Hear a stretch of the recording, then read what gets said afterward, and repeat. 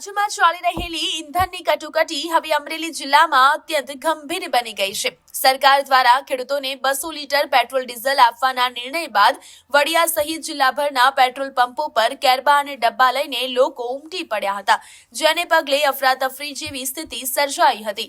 સાવરકુંડલામાં મોટાભાગના પેટ્રોલ પંપો પર સ્ટોક ખૂટી જતા તે બંધ થઈ ગયા છે અને હાલ માત્ર એક જ પંપ ચાલુ હોવાથી મહુવા રોડ પર વાહનોની કિલોમીટરો લાંબી કતારો જોવા મળી હતી।